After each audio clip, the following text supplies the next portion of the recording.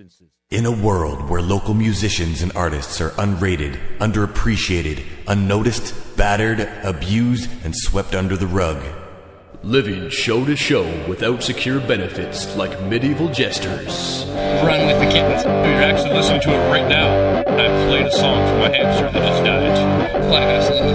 I lied. Underplayed and underpaid. Real local music. Use what you have.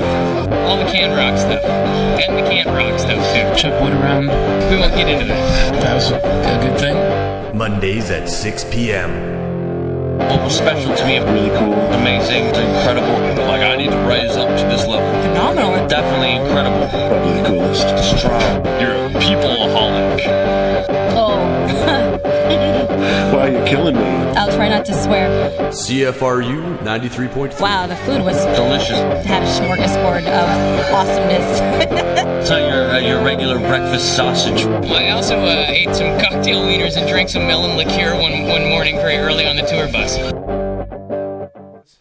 Welcome to another installment of Underplayed and Underpaid. This is Brian McNeil with you, as I am every week. We got a great show for you today. I also want to say, before we get started, thanks to Jamie Todd and Bruce Hare for coming in last week. And also, I forgot to mention, Jim Hare, happy birthday. It was his birthday last week, so thank you very much for all the things that you do for the Guelph music scene. So yeah, the format of the show is we like to promote local talent. If you want to get a hold of Braden or myself at bryancfru@gmail.com, be happy to have you come into the station or come out to interview you perhaps at whatever show you're performing. And you can also go to musiclives.ca and put up a band profile. Is probably the first thing you should do. So yeah, we got Roly Greenway from the epic band Crowbar in the station to my right here, right now on the show Underplayed and Underpaid. How you doing? So cool to have you in. Thank you for coming. Thanks, Brian. Oh, no, thank you, sir. The month that we're doing, we decided we're going to go with the History of Guelph Music Month. So thank you very much for coming in and talking about the history of the scene and how it's kind of been evolving. Because, you paved the way for a lot of people, It'd be interesting to see it from a senior's point of view. So were you born and raised locally? Yes, indeed. Yeah, I was born at the... was it the General Hospital? Or General or St. One of the two hospitals. I think it was General. It was a long time ago. I don't quite remember. My mother doesn't either. What was Guelph like, back in the 60s, like 60 to 1970, kind of before the one, Oh What a Feeling, before that really caught on? What was going on around in the Tri-City, the Quad City? Guelph. When I was a teenager, and I'm talking late 50s, I told you I was a senior, and I was just getting into the music scene and listening to it a lot. But Guelph right then was like a very small little community where most people knew most people. Sunday afternoons, we'd all get in our cars or our buddies' cars and drive up and down Wyndham Street, whistling at all the girls, picking them all up, and going out to Rocky's for a hot dog or picking up some ice cream. No one did anything like drinking or drugs or anything like that back then. It was just good times and good vibes and no problems. It was a beautiful, beautiful time. Guelph was like a place where it was like, you ever been to Rockwood? Yeah. Well, back then it was almost like that, tranquil or small. I guess Rockwood's getting big now too, but it was really a nice place back then. And lots of music back then too. Right on. What style of music would you say Crowbar was? Was? Well, back then, and I guess we still are the same because we really haven't learned any new tunes in 5 years or something. We're still playing the good old stuff. We were a rock and roll boogie woogie blues band. Because we played blues with King Biscuit Boy, Richard Newell. That's how we basically started out. The first album we did was Official Music with Richard, and that became quite a big hit, in Canada and in lots of places in the States, and got a couple of hits off that. Karina, and we played the whole album with him on that one. And as we were finishing that album, we started doing our own album, which was called Bad Manners, after our house, which we lived in Ancaster, big mansion. And Bad Manners sort of continued the feel that we had with Richard, which was blues. And we did boogie-woogie songs. We did quite a variety. We did a couple of country-flavored tunes on there.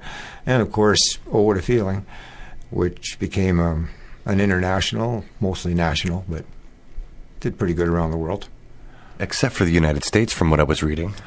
It was there were spots in the States, excuse me, that was quite big. Florida, California. We went out and played the Whiskey A Go-Go and got rave reviews in the Los Angeles Times. Rolling Stone magazine did an article on us. I mean, we were hot in quite a few places in the States, but certainly not everywhere. That was mine. Okay, I was thinking, oh, what did I not turn off over here? Some call girl, no doubt. In the Guelph scene and surrounding area, what kind of venues were available for you to perform at? Are you talking about Crowbar? Or even just in the scene? Yeah. Whatever band you were part of. Well, back then, I mean, Crowbar didn't become a band until 1970, and that was the year after we finished touring with Ronnie Hawkins. And prior to that, I had a band called the Ascot Review, and we did a lot of touring. And prior to that, the band was the Five Ascots.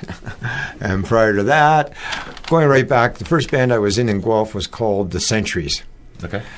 And we played blues, lots of good blues, and instrumentals. We didn't do many vocals because none of us were really brave enough to sing, but we had an excellent sax man, Glenn Higgins, and the drummer, Rick Castellotto. He was just an amazing, he could sing, and they finally got me into singing eventually, but I was the lead guitar player then as well. I didn't play bass until a few years later when I went up to... Do you want me to keep talking here? Yeah, no, please. Because I'll go on and on, man.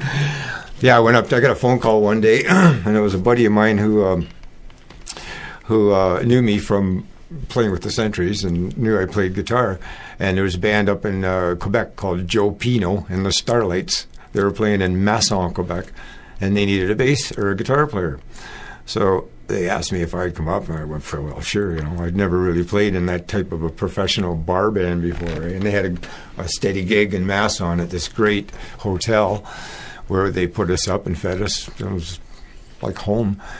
But so I went, and that was, I played with them for a while, but they were so far above me, I really learned a lot, which was fantastic.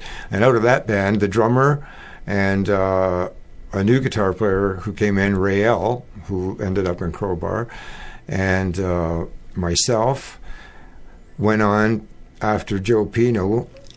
He was going to do something else, so the three of us got a hold of another guy, singer, Lyle Hayes, and a keyboard player who I knew from back home, Wally Juergens, and we put the Ascots together while we were working with Joe Pino.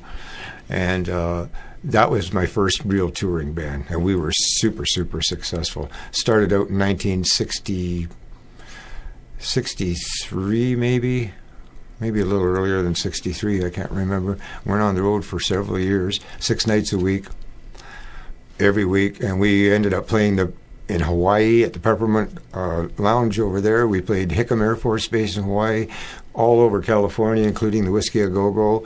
The Greek Theater, we were brought up by Blood, Sweat, and Tears and introduced on stage. Oh, that's cool. It was just a whirlwind of activity. But that, Guelph, all led up to that. If it hadn't have been for my dad, I forgot that part. Yeah, he was a musician too, my dad. And I guess I don't know if I got all my good or bad from him, but whatever, I like both parts. But that's how I started. He was a musician. He used to come home very late at night after playing his gigs. One morning I got up, and it was rather early, like 8 o'clock, and he had left his guitar sitting there. I guess he was too smashed to put it away or whatever. But I picked it up and started banging away, and I had no idea about chords or nothing. I just was, frailing on it. All of a sudden, I hear the door open, creak, and out comes my dad, all hung over, grabs the guitar off me, sits down beside me, and he says, "You're going to play that funny thing? I'll have to teach you some chords." So he sat there, he's still half out of it, I think, taught me 3 chords. And he said, "Now go somewhere where I can't hear you and practice." And that started my career, and that's how I started to play guitar. You were 14, and the chords were C, F, and G7, right? You've been reading stuff. I've been reading. That is totally correct, yeah. And from there, I learned 3 other chords. I think it took me another year or so, but now I know 7. It's more than I know. Who back when you were 14? Obviously, you must have looked up to your father as musical influence. Who else was around that you could kind of look up to musically? Back then, my dad used to have jam sessions almost every Sunday. And it was really strange because guys would come. I don't know how he got the reputation, but they knew that there was going to be a fantastic jam session. It was at our house on Sunday afternoon. We had a little wee tiny house, had 2 tiny little bedrooms, a little kitchen, and a tiny living room, probably not much bigger than this space, where 6 or 7 musicians would come in. Mind you, we didn't have huge, big equipment back then, but, you get a steel guitar player and 4 or 5 guitars, no bass players.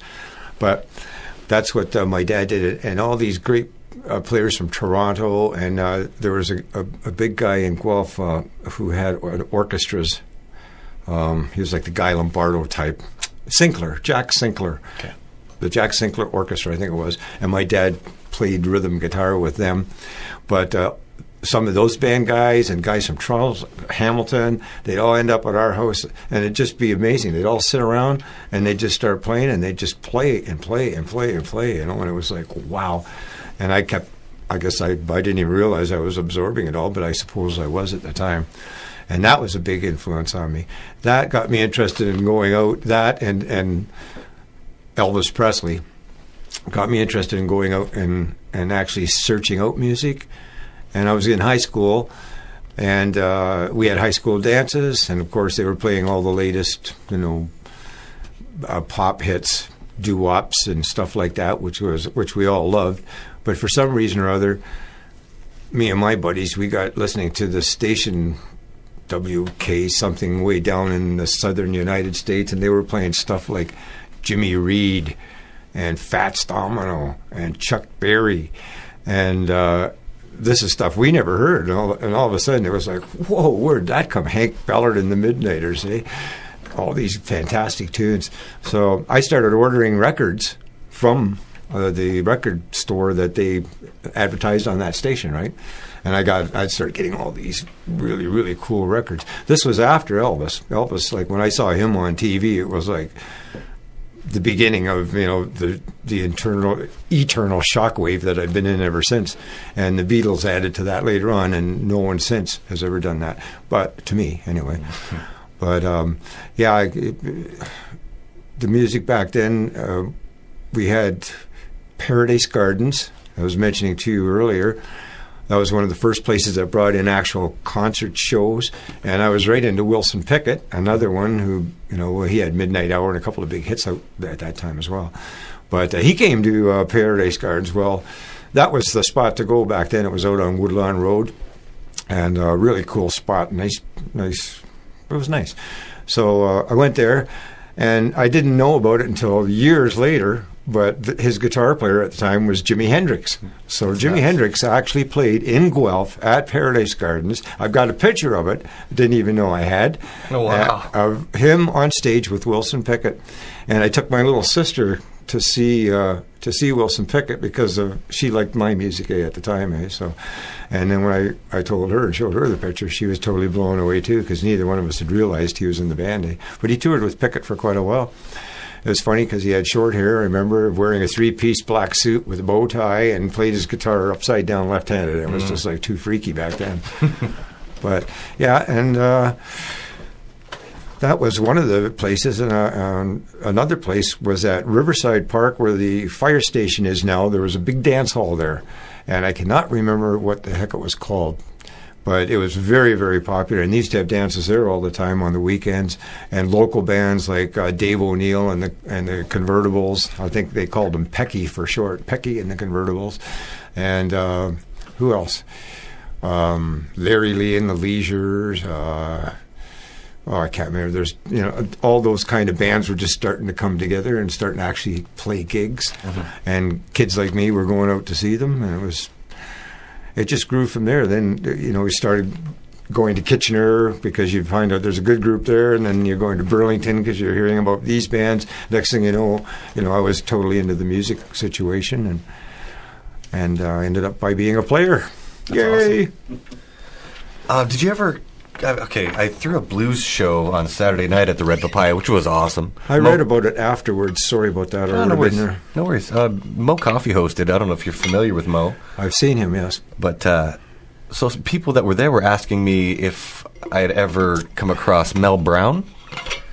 Are you familiar with, or were you familiar with Mel Brown? Yes, of course, yeah. I didn't. Can you tell the listeners a little bit about Mel Brown? Because I had no idea who this gentleman was before Saturday night. Well, I'll tell you a story about Mel Brown. We were doing a gig. Let me think now. Who was I playing with this one?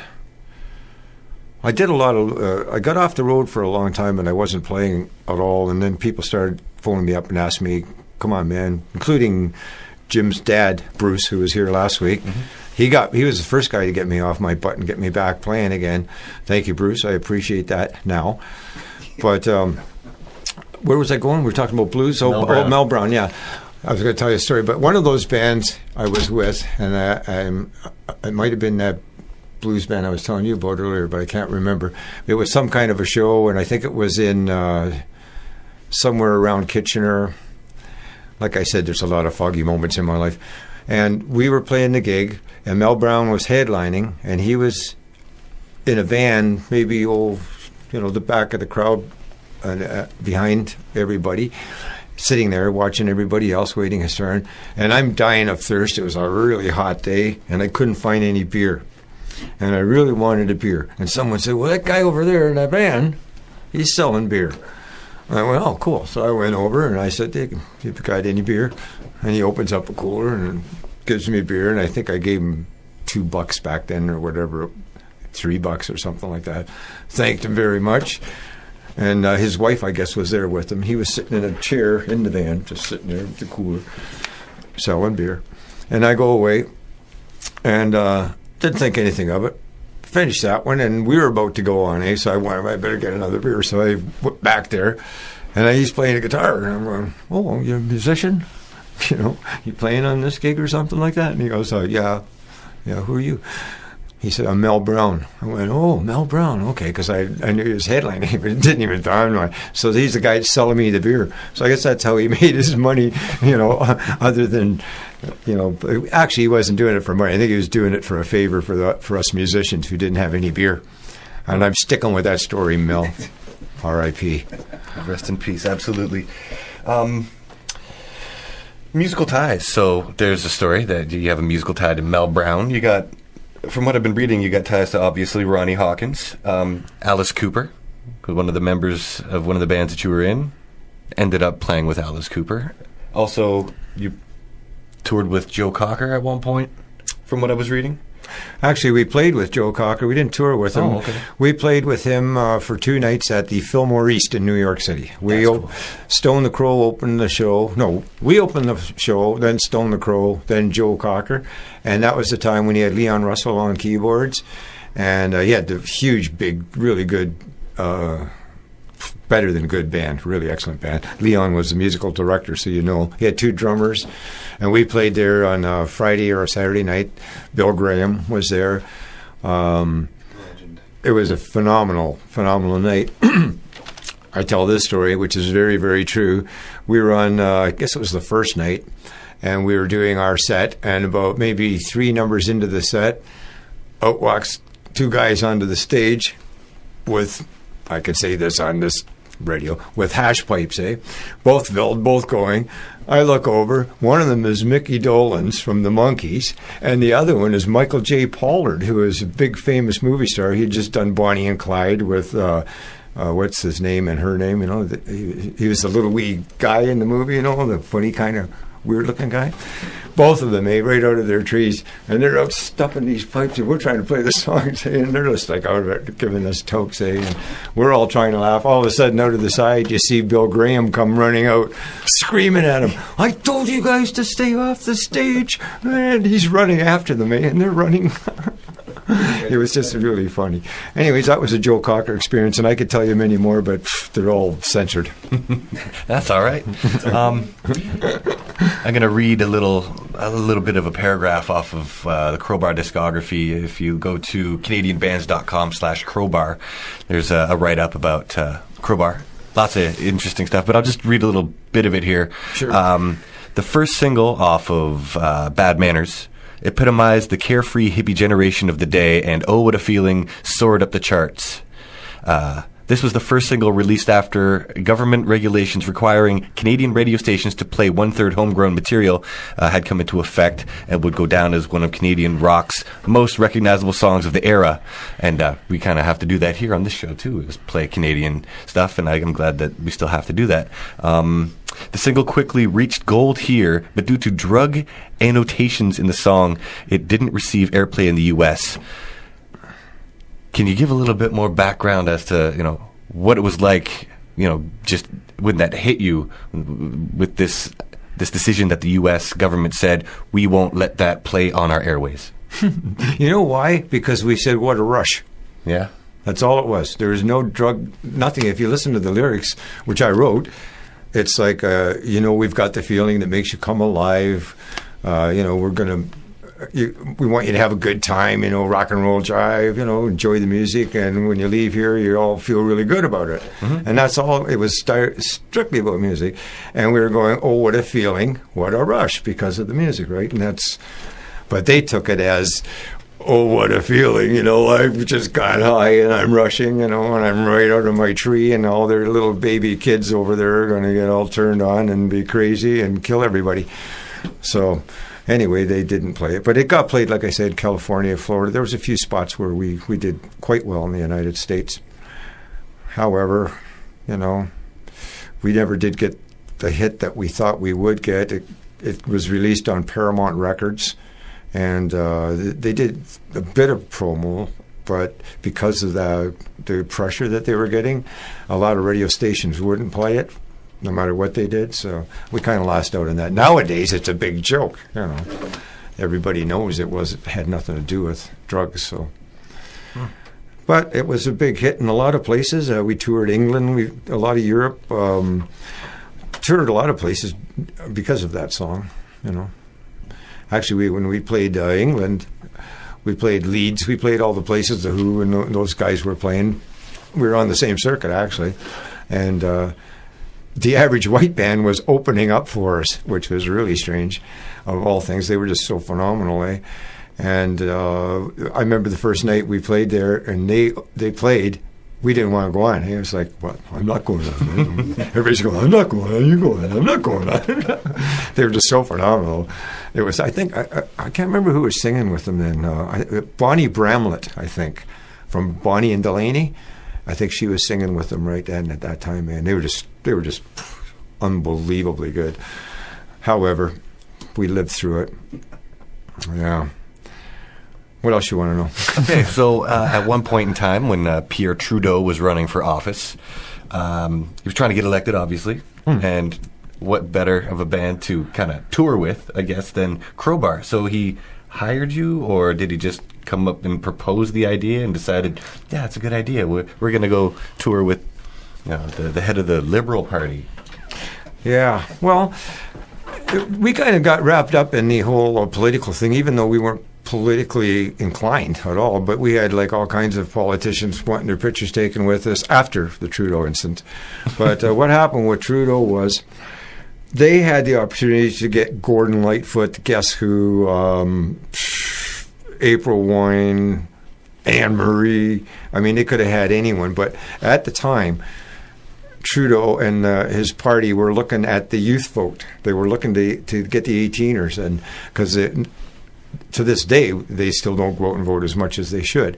But that's what he was after at the time. And they went through all of these bands and tried to figure out which one at that particular time had the most, I don't know if it was influence or draw to be able to attract that age group or whatever to their concerts in great numbers.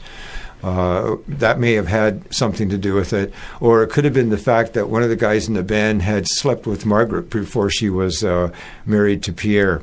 I'm not sure. That might have had something to do with it too. But they did choose Crowbar anyways. And we did maybe 5 or 6 concerts, big concerts. We played the Royal York Hotel with them. We played Maple Leaf Gardens. We played Perth, Ontario, big concert. I can't remember the rest of them, but he was just, he was like one of us. I could tell you a million stories about that, but you just don't want to. You don't want to hear them all. Justin might be upset. He's running. I was just going to ask, do you think Justin Trudeau is going to do something similar, latch on to Nickelback or something? The Nasties. The Nasties, yeah. Yeah, That'd be awesome. He may, like they usually hook themselves up with some, musical connection. It's sort of the thing to do, but I have no idea who choose. I know that some of our fans have actually gone up to him with our CDs or records and had him autograph them, Justin autograph them. So he's aware of us. So very interesting. I heard that Gordon Lightfoot actually lives in town. I heard this a few years ago. Apparently he was spotted hanging down by the Riverside, and if that's true, and if anybody happens to know him, let him know he should come on the show. That'd be awesome. That'd be great. It would be. Yeah. Gordon's rather reclusive, and I've never heard about him living in Guelph. I know he has a really beautiful home outside of Toronto somewhere, but not in Guelph. That's okay. But that would be just nice. in case. There are a lot of stars living in Guelph that you probably do not know about, and have lived here for years and years and years. I'm aware of retired hockey players and retired referees and athletes of that nature, but no, there's been lots of stars living in Guelph for years. Carol Baker, who is major important in the country, crossover many awards. She lives in Guelph. What the heck is that? The Spoons, the singer. She lives in Guelph. They're coming on next week, maybe. Yeah, and there's a lot of people living in Guelph. I'm just, right now I can't think of them. Roly Greenway from Crowbar lives here. Oh, yeah? Yeah. He's probably the biggest one that lives in Guelph. Or the smallest, if you look at me standing up. Yeah, so. How about we queue up one of your 45s? Oh, yeah. Normally we just use them for Frisbees, but... That's okay. And what do you want to hear? You're going to play "Oh What a Feeling" probably later on, or you want to play that, or what? Or not? No, it's you really up to you. Different? I'd like to hear something a little bit more fresh. Something different. You want to hear one of my own, but it's on CD. Okay, we can play that too. And what song would you like to play? What's it called? What's it about? Okay, hang on a second here. Let me make sure I got the right one. 1, 2, 3. I don't even know if these things work. This is my old band, Biscuit Puppy. Biscuit Puppy. And the name of the CD is Never Too Old to Rock and Roll. No, it looks pretty good. Okay. And it's cut number... It's called Can't Get in the USA, and according to this, it's cut number 8. Okay. Here we go. It's all loading up. Now, you want me to tell you a little bit about... Here's the... Yeah. Tell me a little bit about... I made that all by myself, by the way.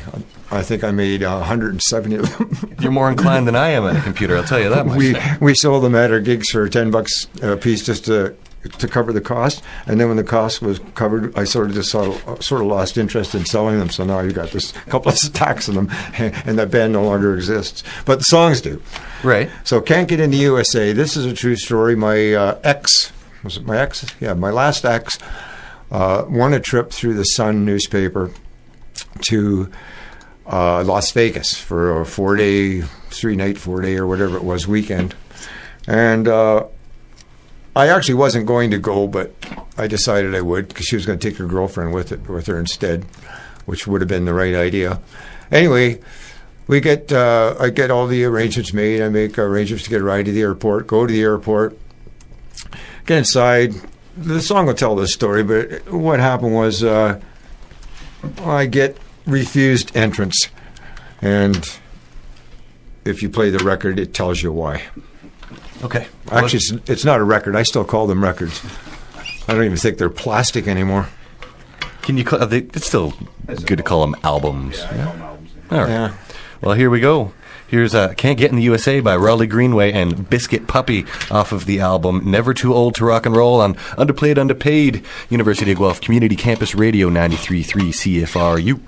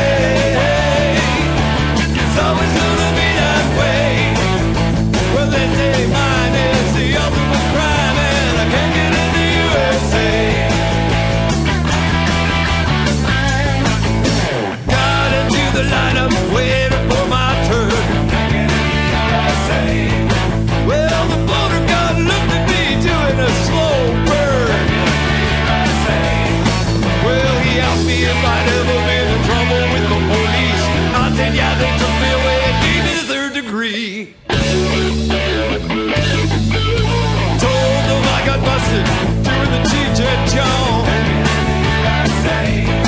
Well, they kept me there in Hassel Beach till my plane was gone. Well, he told me if I ever tried to come back in again, they'd lock me up, throw away the key, and that'd be my end. Hey, can't get in the USA. Hey, it's always gonna be that way. Well, they say mine is the ultimate crime, man. I can't get in the USA. Well, it's okay if you stole some cars or maybe robbed a couple of banks. Beat somebody up, maybe even kill someone, pulling your violent pranks. But son, 'cause you smoked a joint or two, that's the biggest sin. You can forget Las Vegas and your free trip, 'cause you're not getting in. No, hey, can't get in the USA. Hey, can't get in the USA. Hey, can't get in the USA. Hey, it's always gonna be that way. Well, they say mine is the ultimate crime, and I can't get in the USA. No, I can't get in the USA. No, I can't get in the USA. No, I can't get in the USA. Thank you, Nancy Reagan.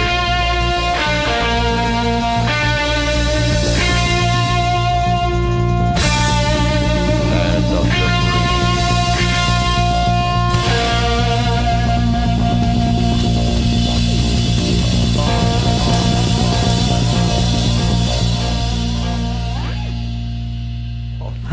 Welcome back to Underplayed and Underpaid.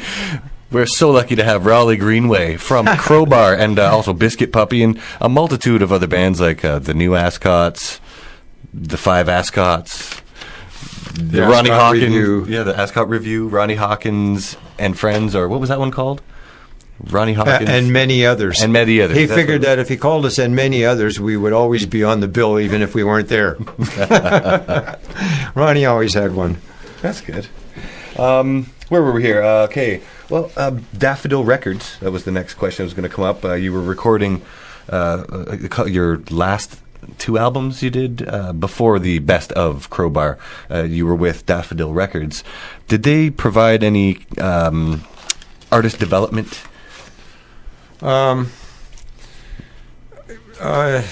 Like, did they pay for vocal training or guitar lessons or any of that stuff? No. Nobody ever paid for anything. We paid for everything, and whatever we spent, we ended up paying for that as well. This is just, I was just looking at the Daffodil label. Ah, I see. Yeah. No, we didn't get much assistance. We got some advances from record companies, but you have to pay those back. You know, you don't really, nothing's for free. Mm-hmm. And when you get involved with management and agents and road crews, lawyers, everybody wants a piece of you. Management and lawyers work together, and their big thing is, you boys, you get out there and you play the music. You don't worry about nothing. We're going to take care of it all for you.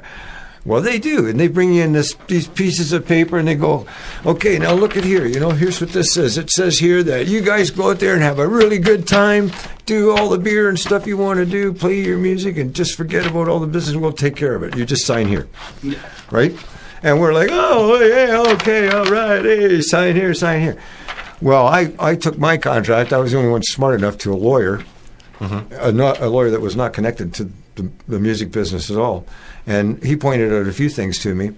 They had actually wanted everything, any penny that we made, from royalties for the songs we wrote, for anything we did, anything. If we spent money on a bottle of pop, that was their money we were spending. So we could go out on a tour and make a couple of $100,000, and we'd come home and owe a couple of $100,000 because they owned it all. We owned nothing. They just owned everything. And that was eventually the cause of Crowbar breaking up. Yeah. It was because we were going out, coming back owing money, and we'd get an allowance, of a few $100 here and there, and that was it, eh? So it was brutal. Those people, they just take everything. So you got to be super, super, super, super careful if you're a new band and you're looking to do something professional. Then get professional help, and keep your lawyers and your bookkeepers and accountants and management teams separate from one another, because when they're all a conglomerate and they all work together, you're their puppet, and sure enough, you're not going to get anywhere. The words of wisdom from Roly Greenway. Thank you very much, and it's pretty much the same these days. Absolutely, right? Yeah. So then you went from Daffodil Records. You explained kind of your relationship there, and then Epic Records bought your contract off of Daffodil. How was the experience dealing with them? I mean, I think they pretty much just put out a couple best hits. We ended up with Columbia Records. Oh. We were on the Columbia label. That's my other band, Next. Yeah. Well, do you want to play Next? I had lots. We did quite a few singles and had a hit song as well. But no, after the Daffodil label, which was owned by Frank Davies and Richie York, and I'm not sure who else was involved in it, but they were Richie's still a very famous journalist, known around the world. He was one of the instrumental guys in bringing John and Yoko around and taking care of them while they were here, and during the Ronnie Hawkins period, which we were involved with. That's when we got to meet them as well. But we ended up, I don't know exactly how we got to Columbia. Obviously, we have no control over it because, like I said, we didn't have any control over anything. So somebody sold us to Columbia. We went to New York City. That's where we met John and Yoko and May Pang. And we had some good times with them. But we recorded our last album there in New York for Columbia, and that was our KE32746 album, which the barcode. Was the stock. It was the stock number. Stock number. Yeah, of the album, and that's what it looked like. So they figured, it'd be great. People would be flipping through the albums, and they'd see this, and it would draw their curiosity, and they'd pick it up and go, "Oh, Crowbar." Well, unfortunately, they flipped through it and didn't see Crowbar, and they just kept flipping. So the thing started at the bottom and tapered off. And we're still trying to get the rights back for it because it's gone now, eh? I don't know what happened to it. At first glance, that looks like it would be something out of, Russia. I made that. It's not on CD. It's only on vinyl, and it's been discontinued years ago. I have an actual vinyl copy that's unopened. It's still sealed. And I also have copies that aren't. But, yeah, that was it. That's where our Columbia connection came in. Okay. You've already answered my next two questions. What kind of advice would you give? You got to watch me. You give me a little rope, man, and I get away. I got to stop giving the questions in advance because I'm getting attacked. I need beer to slow me down. I need beer to think. As different genres of music sprung up, how did the local scene change or evolve? Was it good? Was it solidarity between the different genres, or was it a clash? Or things happen pretty quick, from in music. In musical terms, very little lasts very long. Now, you can go back to, say, Rudy Valley. Then out of him comes the Frank Sinatras, which is still kind of in the same croony, kind of thing. And then out of them comes people like Johnny Ray. You remember Johnny Ray? He played piano and had a song called "If You're Sweet, Da Da Da Da," Cry or something it was called. And he used to rip his clothes off while he was singing. The guy was a monster. So he kind of changed things as well. He brought the idea of showmanship into it, which Sinatra and those kind of guys really didn't have. They were like crooners who sang. And then all of a sudden, out of that, there was a distinct change, and that was Elvis Presley. He came out, and he didn't sing "I Did It My Way." He did it his way, and he was just a shock. It was a shock to the whole world and everything. So that type of music, his music, led to Little Richard, Bo Diddley, Jerry Lee Lewis, Fats Domino, Big Joe Turner, you name it. All of these people started crawling out of the woodwork. They always were there, but never got any exposure because that type of music no one listened to. That was like, down south Negro music, and nobody listened to that. Well, Elvis did those songs his way and made us aware of those people and made me aware of those people. So he started a whole new rock and roll era of what we called back then the 50s rock and roll. That's where real rock and roll started. Those guys started it. Then it got kind of syrupy. You got the Tommy Rose, the Pat Boones. You got all of these kind of really the doo-wop groups, and they weren't bad. It was a good thing, but it kind of went through this sort of syrupy, like, there was nothing that's Frankie Avalon, okay, they're good, turn me loose, I say Fabian, all these guys. So that became like a byproduct of real rock and roll Elvis Presley. And then that just got so sick all of a sudden that people started actually turning towards like productions. Different things started coming out like Yes and Humble Pie, and these British groups started to make little noises. And then all of a sudden the Beatles were there. And then everything changed again. And it gave a whole new way to make rock and roll music, which they, gave us and which we did. They made it okay to be experimental, to go on and do, a 10-minute song because they were listening to Bob Dylan, who did that kind of music and got away with it, like a Rolling Stone. He could do that on the radio. So this big mesh of music came together, and out of that came confusion, and people didn't know where they were going, and then it turned into kind of the Seattle grunge movement came out of it because they were looking for somewhere to go. All these kids had all this built-up stuff that they wanted to get out, and they didn't want to play Elvis Presley music. So, and right up to today, people are still confused about what to play because what can you play except what you've learned from people who have already played? There's very little true imaginative music anymore because it's almost impossible to come up with a truly imaginative idea anymore. I mean, the Stones are still here, but they're still playing the same thing they started, just different lyrics, basically the same thing. If the Beatles were still going, they'd probably be still in the same vein too, So I don't know what's going to happen to music nowadays, with all the high-tech stuff and the auto-tune. Everything.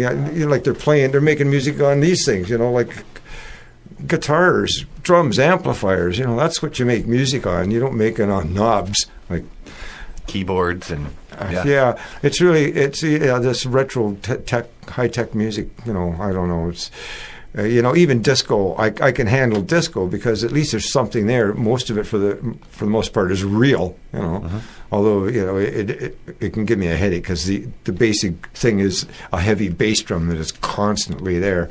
And after a while, you don't even need to hear anything else. I watch people, discos dancing, and all you hear is that boom, boom, boom, boom. And that's what they dance to. They don't know what's playing. They hear boom, boom, boom, boom, and they just move. Some of them are deaf, I'm sure, but they can feel that bass, man, and they dance. Now music is in trouble. Except for the Nasties. That's right. Nasties. The Nasties. Make sure you check out Guelph's own The Nasties. Guelph's got some fabulous, fabulous musicians, man. Just fabulous. Today, even better than before. Guelph is so full of good musicians. It blows me away. Every time I go out, I see, where the hell did that guy come from? I've never seen anything like that before. And I should be seeing that more and more often. But I'm so happy when I get surprised and shocked when I go out in Guelph and look at a band, and if it's a 5-piece band, almost every time there's at least one musician in that band that blows me away or makes me interested enough to talk about them. So if you get me out to see your band and you don't hear about yourselves, then I didn't like you. On that note, if you've never checked out Paul McLeod, used to be in the Sky Diggers, he plays every Monday night. He's so good. He's a buddy, and he plays every Monday night, 10:30ish. Oh, well, see, there's a problem. Yeah. So my gigs have to start at 7 and be over by 10 because I got to be in bed by. No, I can stay up till 12:30 now. You can always go see him also Saturday afternoons with Romeo Six Fighter. They're great too. Where's that? At the Boathouse in Kitchener. Oh, okay. Yeah. I've never been there. No? I'll check that out one of these days. Yeah, it's got lots of character, that place, I should say. Yeah. Something else that came to mind when you were talking about, Elvis doing the Southern music. I read James Brown's autobiography, and he talked about the history. It was awesome. Unfortunately, I was sitting in my Cadillac on Christmas Eve or whatever, reading his autobiography. You have a Cadillac? I had a Cadillac. I did, an 87 Bro-Am. It was an awesome car. But I was doing my laundry, so I was sitting in my car reading his autobiography, and over the radio, I hear that he passed away. And I had tickets to his next show at Casino-Rama. I still have the tickets. Anyways, yeah, if you want to read a really cool book about this history of that rock and stuff, check out I Feel Good by James Brown, autobiography. I've read it actually. I've caught him in person too. I've seen his show. I did too. Amazing, yeah. The year before. Yeah, I saw him at Lulu's when it was going. Wow. It was a great place to see bands. Yeah. Really good. Okay, next question. How about thinking man's music versus drinking man's music? There's an awesome documentary called Working Class Rockstar, and it basically talks about how there used to be music that had real emotion and depth and substance and power, and that turned into instead of going to the concert, you went to the shows, which was at a bar now. So in order to stay in the bar, you had to buy alcohol, and it turned into drinking man's music. How do you, from your experience, if you have anything to say about it, did you see any of that change the scene? When I started playing music, we played in bars, like I mentioned earlier, 6 nights a week, played matinees. Bars were where it was at. Drinking was where it was at. People smoked in bars, not pot or stuff, cigarettes, and drank. That's what we did back then. Everybody did that. And you go out and 6 nights a week, from Monday to Saturday, including the matinee, those bars were packed every single night. People had money back then to spend, extra money, like everybody lived a lot better. Life was easier. We didn't have all the turmoil, I guess perhaps because we didn't have the media we have now, and that kept us unaware of a lot of the crap that goes on in the world. Now, because of the media, we can be anywhere instantly, so we know about all the bad stuff. But back then, we didn't know. All we knew was, let's have a good time, let's be happy, smile, Harry, and that's what we did, eh? Do you want to end with "Oh, What a Feeling"? We can do that. Okay, before I get there, I got to go through what's going on musiclives.ca. If you're in a band, you got to go put a band profile up there. Nasties did, didn't they? Yep. All right, so here's what's going on. If you go to the event page on musiclives.ca, starting today, the 22nd, there's my show. Awesome. Thank you very much, Aaron Dale. And open stage with Dave Huber tonight at Doogie's in Guelph. Paul McLeod every Monday. Jimmy Jazz. That's my official after party every Monday. The 23rd, that's Tuesday, Matty P is at Doogie's in Guelph. On the 24th, Music Lives hosts Name That Tune at Jimmy Jazz. So if you're a fan of music trivia, make sure you hit that up. They usually start at 11. On the 25th, Thursday, Mike Something is at Doogie's in Guelph. Kaleidoscope Promotions hosts Country Rehab with Charlotte Cornfield at E-Bar. Is that Lil? Do you know if that's Lil? It is Lil, okay. And also on Thursday, Harmonauts with the Grease Marks at Jimmy Jazz. The Grease Marks are entertaining, really entertaining, yeah. On Friday the 26th, the Down Belows at Jimmy Jazz. That's been switched. Oh, has it? That's now Royal Creatures, the Nasties. How about we give you a mic? It's the Royal Creatures and the Nasties with Plan 37. On the 26th, there you go. So Aaron Dale, get on it. Fix that. All right, and the 27th. I haven't told him yet. So. On the 27th, Gain Music hosts Crowtown and Air Marshal Landing at the ANAF Club. And also Sunday, Pauline Olivieros Worldwide Tuning Meditation at I don't even know what that really means. But anyways, also Nathan Cole's host open stage at Van Gogh's Ear. Always great. Sign the list. The stage is yours, as he always says. And Dave Huber and friends at Doogie's in Guelph. So there's what's going on over the next week on musiclives.ca. Make sure you check it out. And if you're a promoter or whatever, make sure you get in touch with these guys, and they can promote your restaurant or your bar, whatever you got going on. So yeah, Roly Greenway. Roly. Yeah, you've been calling me Roly, but I've let you away with it. But that's it. It's Roly. I apologize. Well, no need. You should hear some of the names I get called. Number 12. Number 12. Okay. I don't know if this one works. I think I got it at a thrift shop. I want to thank Roly Greenway very much from the bottom of my heart and Jim's heart. Thank you. And everybody.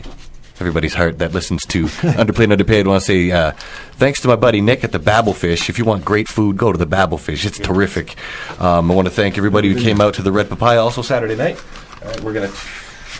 What number 12 you said? Yes. All right. 4 minutes, 23 seconds. It's a song I wrote back in 1970. Alrighty. Well, it looks like that's all the time we got this week. I want to thank Roly from Crowbar for coming in again.